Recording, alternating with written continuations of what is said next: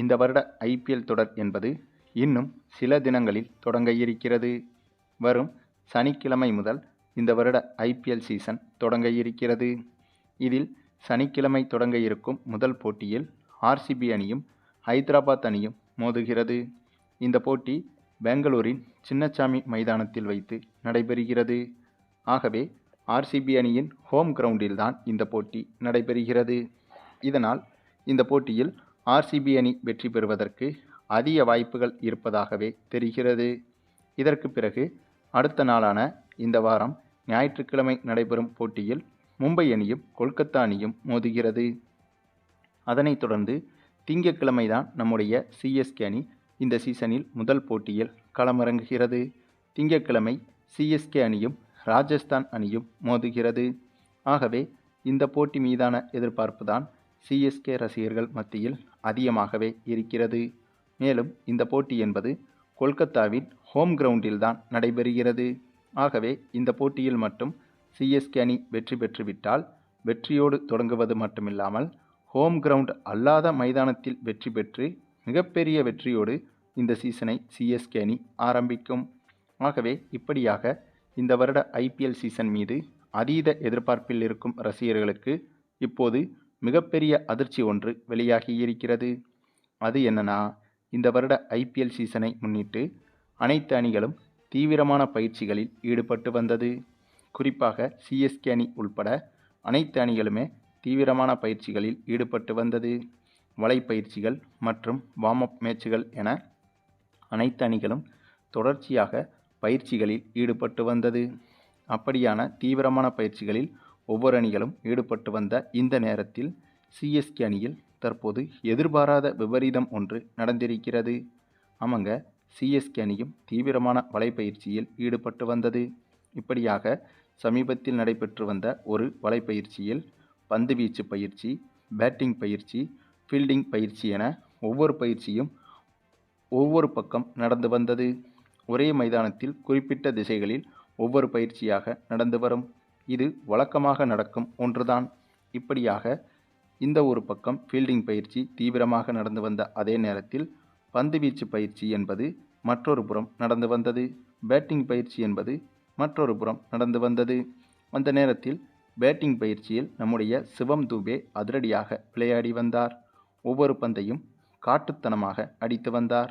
அதே சமயத்தில் மற்றொரு புறம் ஃபீல்டிங் பயிற்சியும் நடைபெற்று வந்தது.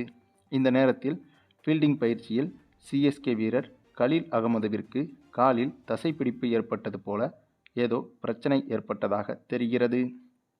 அந்த நேரத்தில் சிஎஸ்கே அணியின் சப்போர்ட் ஸ்டாஃப்கள் கலீல் அகமதுவுக்கு மருத்துவ உதவிகள் செய்து கொண்டிருந்தனர். அதே நேரத்தில் வலைப்பயிற்சியில் சிவம் தூபே அடித்த அதிவேக ஷாட் ஒன்று, அதாவது அதிவேகமாக சிவம் தூபே ஒரு பந்தை அடிக்க அந்த பந்து எதிர்பாராத விதமாக அருகில் கலீல் அகமதுவுக்கு மருத்துவ உதவி செய்து கொண்டிருந்த நபர்கள் மீது தாக்கியது.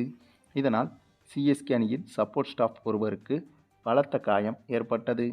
இந்த காயத்தால் அந்த நபர் களத்திலேயே துடிதுடித்து விழுந்ததாகவும் தெரிகிறது. அதே சமயம் உடனடியாக அந்த நபருக்கு மருத்துவ உதவிகள் கொடுத்து பார்த்தும் எந்த ஒரு பயனும் இல்லாமல் தான் இருந்தது. அதாவது அந்த நபர் மூச்சு பேச்சு இல்லாமல் தான் இருந்திருக்கிறார். ஆகவே உடனடியாக பதறிப்போன சிஎஸ்கே அணி நிர்வாகம் அந்த நபரை மருத்துவமனைக்கு அழைத்து சென்றுள்ளதாகவும் தெரிகிறது. அப்படியாக மருத்துவமனைக்கு கொண்டு செல்லப்பட்ட அந்த நபர் சிகிச்சை பலனின்றி உயிரிழந்ததாகவும் கூட சில செய்திகள் வெளியாகி வருகிறது. ஆனால் அது குறித்த எந்த ஒரு அதிகாரப்பூர்வ தகவலும் தற்போது வரை வெளியாகவில்லை.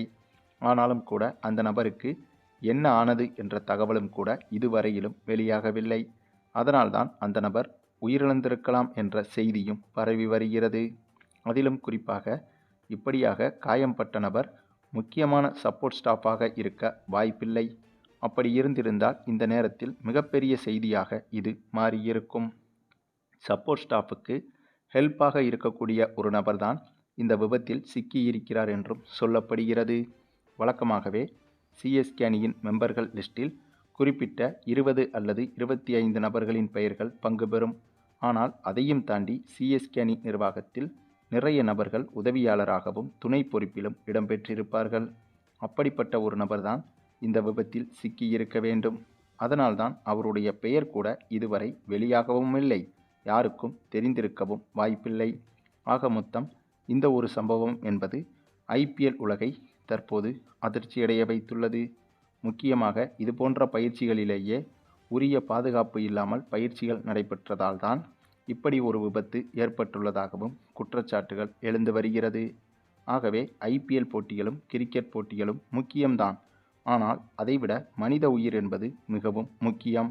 அதனால் போதிய அளவிலான பாதுகாப்பு அம்சங்களோடு கிரிக்கெட் போட்டிகள் நடைபெற வேண்டும் என்றும், குறிப்பாக இப்படி பயிற்சி போட்டிகள் கூடுதல் பாதுகாப்புகளோடு நடைபெற வேண்டும் என்பதுதான் ரசிகர்களின் கோரிக்கையாகவும் இருந்து வருகிறது. மேலும் இந்த ஒரு மிகப்பெரிய விபத்து காரணமாக ஐபிஎல் போட்டிகள் சொன்ன தேதியில் நடைபெறுமா என்பதும் தற்போது சந்தேகமாக உருவெடுத்திருக்கிறது. முக்கியமான இதுபோன்ற தொடர்களில் திடீரென நிகழும் மரண விபத்துக்கள் என்பது அந்த தொடரையே தடை செய்துவிடவும் வாய்ப்புகள் இருக்கிறது. குறைந்தபட்சம் அந்த தொடர் தொடங்குவதில் தாமதம் ஏற்படுத்தவாவது வாய்ப்புகள் இருக்கிறது. ஆனால் அதே சமயம் இது ஒரு சாதாரண தொடரும் கிடையாது. ஐபிஎல் தொடர் கிட்டத்தட்ட ஐசிசி நடத்தும் முக்கியமான உலகக்கோப்பை தொடர்களை விட அதிக வருமானம் ஈட்டக்கூடிய தொடர்தான் இந்த ஐபிஎல் தொடர். ஆகவே இதுபோன்ற ஒரு தொடர் எந்த ஒரு தனிநபர் பிரச்சனைக்காகவும் விபத்துக்காகவும் தடைபடாது என்பதையும் நம்பலாம். மேலும் இந்த பிரச்சனை தான் இப்படியாக விபரீதமாக நடந்துள்ளது என்றால் நம்முடைய சிஎஸ்கே அணியில் மற்றொரு முக்கிய பிரச்சனையும் தற்போது தீவிரமாகி வருகிறது. அது என்னன்னா, சிஎஸ்கே அணியின் கேப்டனாக இந்த முறை யாரை தேர்வு செய்யலாம் என்ற முடிவில் சிஎஸ்கே நிர்வாகம் குழப்பத்தில் இருக்கிறதாம்.